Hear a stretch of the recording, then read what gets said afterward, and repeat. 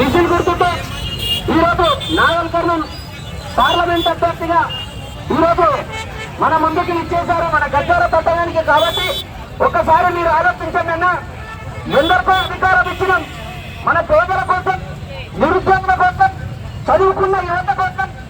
ఉద్యోగాలు రాక ఎంతమంది ప్రాణాలు కోల్పోయింది. ఈరోజు తెచ్చుకున్న తెలంగాణ రాష్ట్రం 1250 మంది బిడ్డలు ప్రాణాలు బలిస్తే ఈరోజు తెలంగాణ రాష్ట్రాన్ని తెచ్చుకున్న తెలంగాణలో మాకు నీళ్ళు వస్తాయి, మాకు నిధులు వస్తాయి, మాకు ఉద్యోగాలు వస్తాయి, మా బిడ్డల బతుకులు మారుతాయి అని చెప్పి తెలంగాణ రాష్ట్రం కోసం ఎందరో పోరాటం చేసి ప్రాణాలకు తెగించి 1250 మంది బిడ్డలు ప్రాణాలు కోల్పోయి ఈరోజు ఈ తెలంగాణ రాష్ట్రాన్ని తీసుకొస్తే ఈరోజు ఈ తెలంగాణ రాష్ట్రంలో నిరుద్యోగులను పట్టించుకోకుండా, ఉద్యోగాలు లేకుండా వాళ్ళ ప్రాణాలతో చెలగాట మారుతున్నటువంటి ఈ యొక్క రాజకీయ నాయకులు వాళ్ళని ఎదిరించి ఒక ఆడబిడ్డ ఈరోజు మన గడ్డపై కాలు పట్టింది. కాబట్టి ఒకసారి మీరు ఆలోచించకుండా, ఎందుకంటే ఉద్యోగాలు రాక నిజంగానే చాలా మంది యువత వలస వెళ్ళిపోయి ఈరోజు బీహార్ వాళ్ళు, ఛత్తీస్గఢ్ వాళ్ళు వచ్చి రైస్ మిల్లుల్లో ఏ విధంగా పనిచేస్తున్నారో ఆ విధంగా ఈ తెలంగాణ యువత మొత్తం వలసలు పోయి బతుకుతున్నటువంటి పరిస్థితి ఉంది. కాబట్టి ఈ రోజు తెలంగాణ రాష్ట్రం కోసం ఉద్యోగాలు వస్తాయని ఆశతో అక్కవారు కూడా నిరుద్యోగుల కోసం పోరాటం చేస్తే వాళ్ళ కుటుంబంపై దాడి జరిగింది. కాబట్టి ఒక్కసారి ఆలోచించాలన్నా, ఎంపీ అభ్యర్థిగా నాగర్ కర్నూలు అభ్యర్థిగా ఈ రోజు అక్కవారు విజిల్ గుర్తుతో మన ముందుకు వచ్చారు. కాబట్టి ఒక్కసారి మీరు ఆలోచించండి. మన బిడ్డలు చచ్చిపోయిండు, ఎందుకంటే మన బిడ్డను త్యాగం చేసిండు. త్యాగాలు మనమైనవి, భోగాలు వాళ్ళమైనవి. ఒక్కసారి మీరు ఆలోచించండి అన్న, తెచ్చుకున్న తెలంగాణ రాష్ట్రం ఎందుకోసం ఉద్యోగాల కోసమే కదా. నిజమైతే సభలో మేము కాలు నొక్తారే. కాబట్టి నిరుద్యోగులు ఎంతోమంది చచ్చిపోయి ఈరోజు ఆత్మహత్యలు చేసుకుంటుంటే ఈ ప్రభుత్వానికి ఇంత కూడా సోయి లేకుండా పోయింది. కాబట్టి కరెంటు 24 గంటలు ఇస్తామని చెప్పి ఈరోజు కరెంటు ఇవ్వలేదు. 2500 రూపాయలు మహిళలకు ఇస్తామని చెప్పి ఇప్పటిదాకా ప్రభుత్వం వచ్చి 4 నెలలు నడుస్తున్నా ఇప్పటిదాకా ఇవ్వట్లేదు.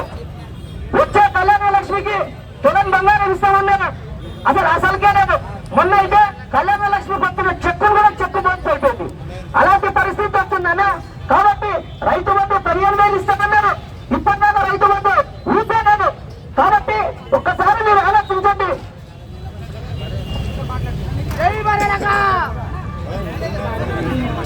కాబట్టి ఒకసారి మీరు ఆలోచించి అక్కగారి గుర్తు విజిల్ గుర్తుకు ఓటేసి బర్రెలక్క గారిని గెలిపిస్తారని కోరుకుంటూ, మరి ఇప్పుడు మన అక్కగారు మాట్లాడాలని కోరుకుంటున్నాం.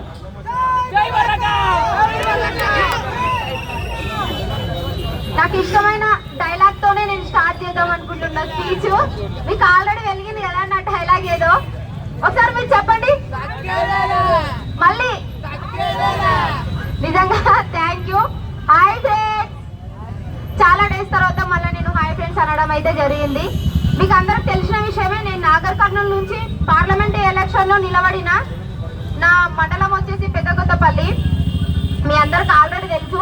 పోయినసారి నేను అసెంబ్లీ ఎలక్షన్ లో నిరుద్యోగులకు జరుగుతున్నటువంటి అన్యాయాల పైన నేను నామినేషన్ వేయడం జరిగింది. ప్రచారం చాలా మంచిగా జరిగింది. ఎక్కడెక్కడి నుంచి వచ్చి నాకు చాలా బాగా సపోర్ట్ చేశారు, వాళ్ళకు కూడా థ్యాంక్స్. ఇక్కడ ఉన్న వాళ్ళు కూడా చాలా మంది వచ్చారు నా ప్రచారంకి. కానీ అదృష్టం లేదనమాట, నాకు గెలిచే అదృష్టం. ఎందుకంటే మంచి చేయడానికి నేను నిలబడినా కదా, అందుకే అదృష్టం లేకపోయింది. సరే, ఈసారి పార్లమెంట్ లో అయినా గెలుస్తామని చెప్పేసి నిరుద్యోగులకు జరుగుతున్నటువంటి అన్యాయాలు వాటిపైన ప్రశ్నించడానికి ఒకరన్నా కావాలి కదా. అందుకని చెప్పేసి మీ అందరి తరపుకెళ్ళి నేను ఒక నిరుద్యోగిని నిలబడాల్సి వచ్చింది పార్లమెంట్ ఎలక్షన్ లో. మీ అమూల్యమైన ఓటు విజిల్ గుర్తుకు వేస్తారని ఆశిస్తున్నా. చాలా వరకన్నా ఎవరెవరో నిలబడతారు, కానీ మనం సపోర్ట్ చేస్తాం. మనలో ఒకరు నిలబడితే మాత్రం ఎందుకు సపోర్ట్ చేయట్లేదు నాకైతే అర్థం అవ్వట్లేదు. మీలో ఒక దాన్ని, కాబట్టి నాకు సపోర్ట్ చేయండి. నేను పార్లమెంట్ లో గొడవ పడతా. మీ ఇంట్లో నిరుద్యోగి లేడు అన్న వాళ్ళు చేతులు ఎత్తండి. ఒక్కరు కూడా లేరు అన్న వాళ్ళు. మీతో నిరుద్యోగి లేరు, అసలు జాబులే ఉన్నాయా అందరికి? లేవు కదా. అంటే నిరుద్యోగ చూడండి, మీరే ఇక్కడ ఇంతమంది ఉన్నారు. ఇక్కడ ఉన్న ఒక్కరు కూడా చేస్తున్నారు. నిరుద్యోగుల కోసం ఒక్కరన్నా మాట్లాడిరా? ఎమ్మెల్యే గానీ ఎంపీ గానీ ఎవరన్నా ఇక్కడ సైడ్ మన వాళ్ళు ఎవరైనా మాట్లాడిరా? అసలు మాట్లాడారు. ఎంతసేపు ఉన్నా రోడ్లు వేస్తామంటారు, కానీ రోడ్లన్నా వేసిరా? వేయరు. ఇప్పుడు దగ్గర ఒక అక్క మాట్లాడింది, ఒక చిన్న పాపని ఎత్తుకొని, ఆ రోడ్డు బాగాలేదు, అక్కడ జాబ్ చేస్తున్నా నేను ఇక్కడ గద్వాలో, అటు నుంచి వెళ్ళేటప్పుడు నాకే ఒక ఇన్సిడెంట్ జరిగిందని చెప్పి ఆమె మాటల్లో ఏడుపు వస్తుంది. ఏడ్చుకుని ఆమె మాట్లాడక మళ్ళీ పలకరిద్దామంటే కూడా వెళ్ళిపోయింది. ఇట్లాంటి పరిస్థితులు ఉన్నాయి. కరెక్ట్ పర్సన్ ఎన్నుకోండి అన్న. ముసలి ముడిగోళ్ళం కాదన్నా, కొంచెం యంగ్ వాళ్ళని ఎన్నుకోండి. కొంచెం యూత్ కి సపోర్ట్ ఇవ్వండి. మామూలుగా ఏ స్కూల్ అయినా చెప్తారు, స్కూల్లో కానీ కాలేజీలో కానీ సార్ వాళ్ళు ఏమని చెప్తారంటే యువత రాజకీయంలోకి రావాలి అంటారు. వస్తే ఇట్లా దాడులు చేస్తారు, ఇట్లా మనమే సపోర్ట్ చేసుకోవట్లేదు.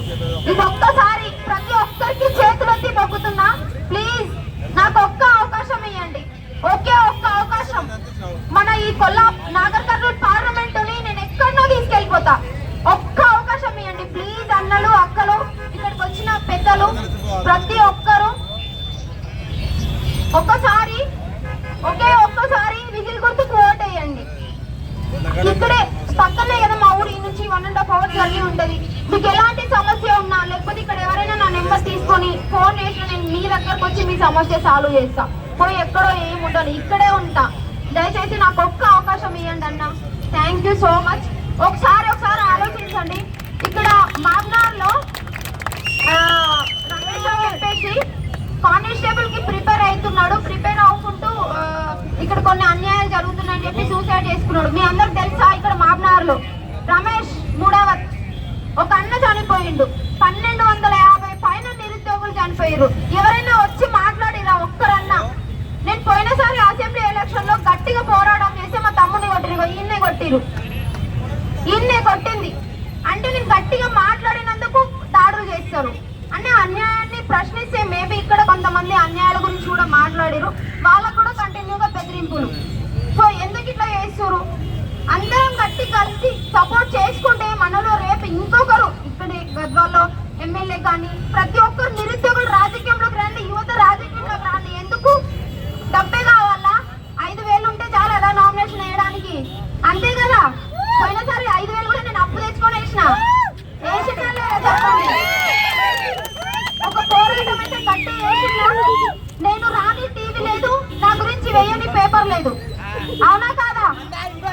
చేయాలని ఒక పట్టుదల ఉంటే ఖచ్చితంగా మనం సక్సెస్ అవుతాం.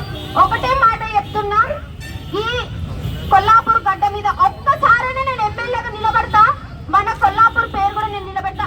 మళ్ళీ పార్లమెంట్ ఎలక్షన్ లో గెలిచి నాగర్ కర్నూల్ పేరు మొత్తం నేను హిస్టరీలో ఒక చరిత్రలో రాయించేటట్టు నేను ఖచ్చితంగా సాధిస్తా. నిజంగా చెప్తున్నా. నేను చాలా ఏది అంత సీరియస్ గా తీసుకున్నా అంటే అది సాధించే వరకు వదలను, అంతే కదా? సాధించాలి కదా. అమ్మాయి అయితే ఏముందబ్బా, ఏం సాధించని లైఫ్ ఉంటే ఏంది పోతే ఏంది? మనం పుట్టినందుకు ఏదో ఒకటి సాధించాలి, అవునా కాదా?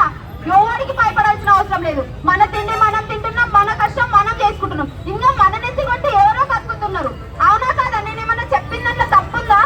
నిజాలే మాట్లాడుతున్నా కదా. కాబట్టి ఒకటే చెప్తున్నా, ఈ నాగర్ కర్నూల్ పార్లమెంట్ ఎలక్షన్ లో నేను ఎంపీగా నిలబడిన విషయం మీకు అందరికి తెలుసు. ఈ రోజు నిన్ననే వేటు న్యూస్ లో వచ్చింది. అతి చిన్న వయసు ఉన్న నేనేనంట, ఈ పార్లమెంట్ లో నిలబడ్డ అతి చిన్న వయసురాల్ని నేనేనంట. మరి ఇంకా అతి చిన్న వయసురాలు అంటే మీరు ఓటేస్తే ఎట్లుంటుందో చూడండి ఒకసారి. అతి చిన్న ఎంపీని నేనే అవుతా కదా, వయసు అతి చిన్న వయసున్న ఎంపీని కూడా నేనే అవుతా.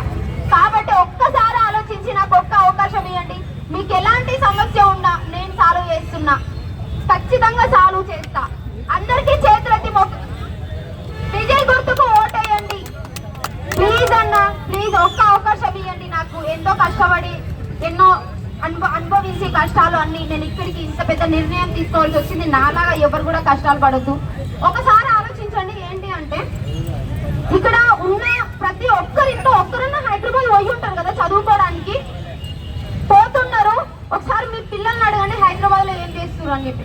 పార్ట్ టైం జాబ్ చేస్తున్నారు, హోటల్లో కానీ, డిమార్ట్ లో కానీ, మ్యాక్స్ లో కానీ, క్యాటరింగ్ కూడా చేస్తున్నారు, అవునా కాదా? కరెక్ట్ జాబ్ లేక, కరెక్ట్ గా ఇక్కడ నోటిఫికేషన్స్ రాక, ఇవన్నీ తగ్గాలంటే నోటిఫికేషన్స్ కరెక్ట్ రావాలి. కరెక్ట్ గా రావాలంటే మన లోపల ఎవరో గట్టి వ్యక్తి ఉండాలి.